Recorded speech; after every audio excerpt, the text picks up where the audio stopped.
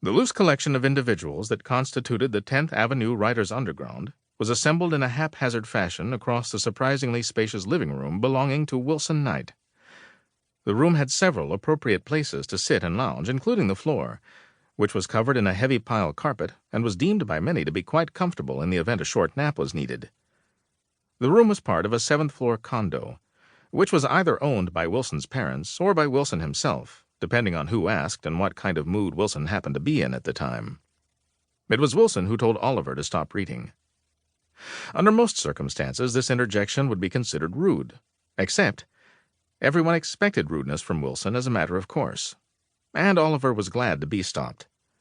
The truth was, what followed was another 2 pages of description of a forest that just didn't work, ending with the note, "More world-building goes here." Oliver put down the pages and looked up expectantly, but for the moment, Wilson looked as surprised as everyone else in the room regarding his interruption. "Do you have notes?" Oliver asked. Yes, that seemed like a good place to stop. You don't have a lot more, do you?" "Not a lot more, no." "It's quite a bit already," Wilson said.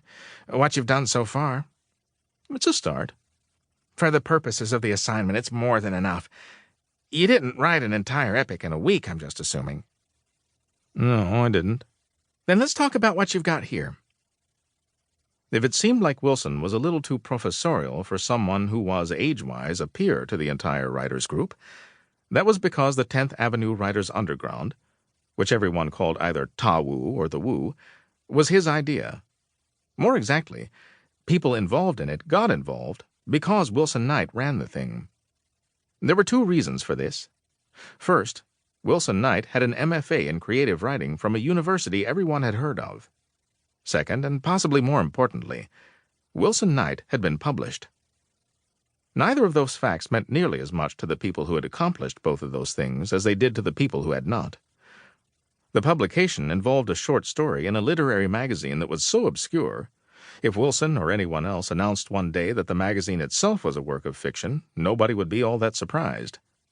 But the value of having been published far outweighed the exposure from it, the money he might have made in selling it, if any, or even the quality of the piece itself.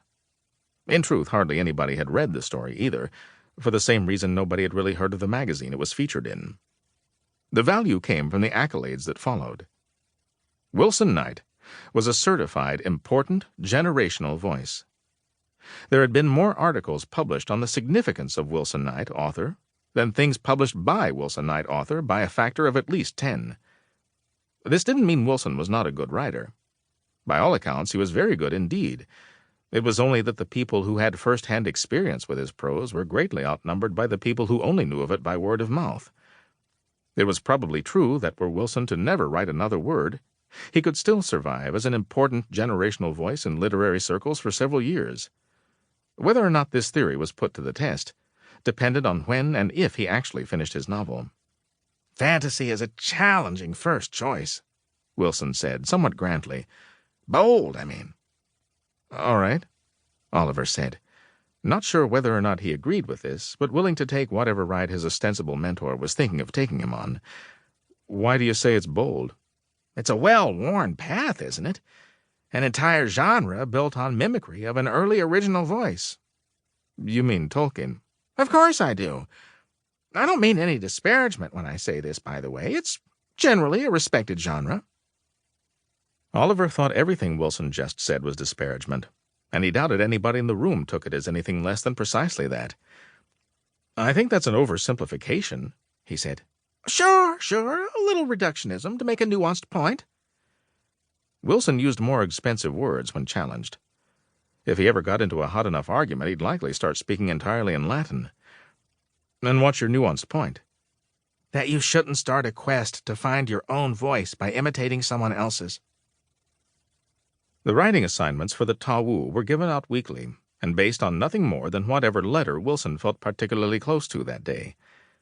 Since there were 10 members, all in various states of skill and experience, there was no expectation that each week would result in a new bit of writing from all 10.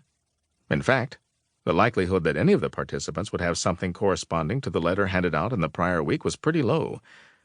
Mostly everyone brought in what they had to share when they were ready to share it, which made Wilson's whole letter-writing assignment concept kind of silly.